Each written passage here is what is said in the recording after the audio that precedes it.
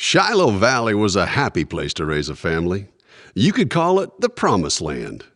The original settlers were midgets, tired of performing in a society that offered them nothing except exploitation. Squire Jacob and Sarah Shiloh had 3 children, Jake and Joni the twins, and Jonathan. But the news of the beauty and the safety of their valley had attracted all their relatives, who had left the cold regions of the north for the temperate, fertile climate of the coast. They were in the Adrian mountain range from which the river Shiloh flowed, producing the most fertile plains. The high range protected them on the north and the east. South and west, the dense forest protected them from marauding vagabonds, thieves as well as pirates and slavers, innumerable hordes who could decimate a population overnight.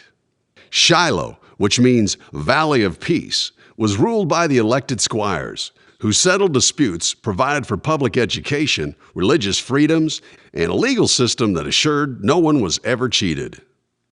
They worked vast tracts of orchards and planted the open land with wheat, rye, and a sundry of vegetables.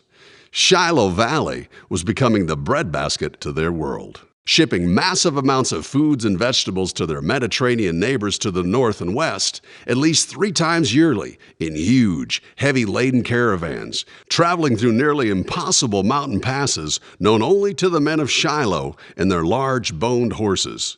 The Shi lived in elaborate tree houses, choosing to stay far away from any marauding wolf packs. To the east by the Sea of Many Waters, many warlike people dwelled. They traded their rugs, spices, and handcrafted musical instruments to the Shi, always welcoming the tasty fruits, vegetables, and grains, brought to them from which they made their powerful ale.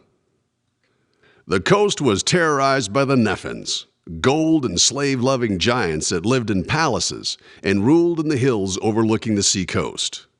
Each trading trip, the squires saw more and more orphan children, but chose to look the other way rather than consider the plight of their seacoast brethren. They never intervened or offered to help. One day, a volcano erupted that would change the life of the Shi forever. It destroyed nearly all the Neffens and their warlike monkey tribes, burning their castles, storehouses, and driving them permanently from the coast, bringing them less than a day's journey from the Shi. Having no way to rebuild their palace,